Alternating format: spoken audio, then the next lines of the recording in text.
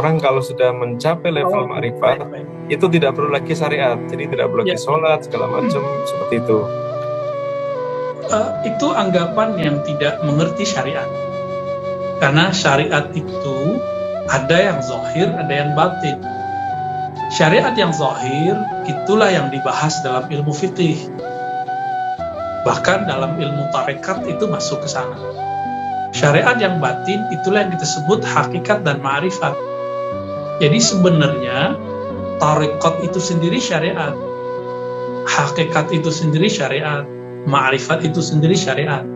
Namun karena populernya yang zahir itu disebut syariat, jalan menuju yang batin itu disebut tarekat, yang batin itu disebut hakikat, lalu inti dari yang batin disebut ma'rifat, maka kemudian orang lupa bahwa sebenarnya semua itu syariat. Kan nggak boleh, setinggi-tinggi ma'rifat seseorang itu nggak boleh dia melanggar satupun syariat. Ya, kalau kita tidak sanggup menjalankan syariat itu mungkin saja, tapi mengingkari syariat ini yang tidak boleh. Jadi setinggi apapun seseorang sampai di maqam hakikat, dia tidak mungkin ingkar kepada syariat. Kalau dia tidak sanggup atau tidak melakukan syariat, itu tolong dibedakan. Jadi tolong dibedakan, ini ada dua orang kasus. Satu mengingkari sholat, satu malas sholat, itu beda loh hukumnya. Yang satu lagi, dia tertidur tidak sholat. Yang satu lagi, dia sengaja tidak sholat. Nah itu beda semua, mengingkarinya. Kalau dia mengingkari, maka kafir. Kalau dia malas sholat, maka dia fasik. Kalau ada lagi orang yang merasa tidak pantas sholat, nah ini repot ini orang begini. Ya. Gimana cara menanganinya? Ada orang yang merasa, aku belum pantas Ustaz sholat. Gitu. Sholat itu baginya sesuatu yang sangat tinggi. Nah orang ini harus diberikan pengertian mengenai sholat itu nggak mesti yang dibahas itu. Apakah sholat kita ini sudah sebenarnya sholat? Kan ayatnya aqimus sholat, dirikanlah sholat. Lalu ada ayat fawailul lil musallin, celaka bagi orang yang musolli.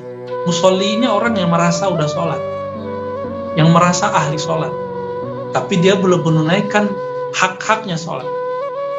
Apa haknya sholat? Itu ada dalam surat Thaha ayat 14. Aqimis sholata lidzikri, dirikan sholat untuk mengingatku. Maka mohon maaf nih, saya bukan nakut-nakutin. Satu nafas saja saya lupa mengingat Allah dalam sholat, itu sholat saya di sisi Allah tidak diterima. Lalu dengan sholat begitu, saya kemudian menghakimi orang yang belum sholat, dia ini dimurkai Allah, bukan begitu.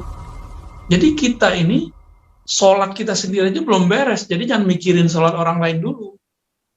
Cuma karena kita sudah merasa sholat 5 waktu, lalu kita menganggap remeh orang-orang di luar sana yang secara zahir, kita lihat dia belum sholat. Gak usah sibuk sama orang lain. Sibuk dulu sama diri kita.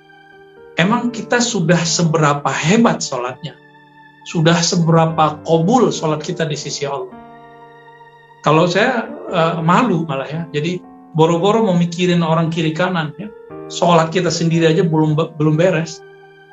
Takbir oke, habis takbir kemana-mana. Dan anehnya banyak orang-orang yang tidak sadar di sini bahwa sebenarnya sholat dia belum pantas dilekatkan kepada dia. Dia belum pantas menyandang predikat orang-orang yang menunaikan sholat. Tapi udah kepedean duluan. Ntar kalau ngelihat ada kiai, ada teman, ada orang nggak sholat, langsung kata-katain ahli neraka ente. Jadi dia nggak sadar. Siapa tahu orang-orang ini ketika sesaat atau beberapa saat sebelum wafat dia tobat, seperti kejadian pembunuh 100 orang di zaman Bani Israel, seperti seorang PSK yang menyelamatkan seekor anjing. Kita kan nggak tahu ini teka-teki Allah Subhanahu Wa Taala, karena Allah memandang qalbu, bukan memandang fisik. Ya. Aqimis sholat lidzikri, tunaikan sholat untuk mengingatku. Berarti sholat itu kalau nggak pakai mengingat nggak bisa, nggak disebut sholat. Lalu mengingat pakai apa? Pakai tubuh? Enggak. Orang munafik bisa sholat. Anak kecil bisa sholat. Kucing juga bisa digerak-gerakin kayak gerakan sholat.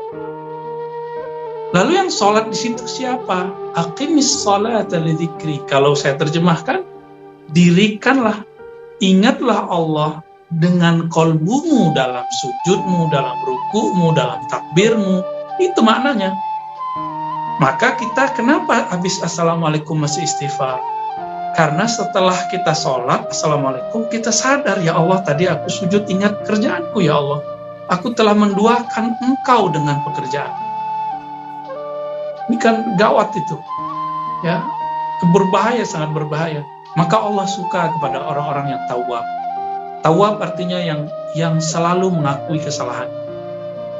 Kalau taib banyak, orang tobat banyak, tapi yang merasa dirinya salah, ini yang jarang, ya.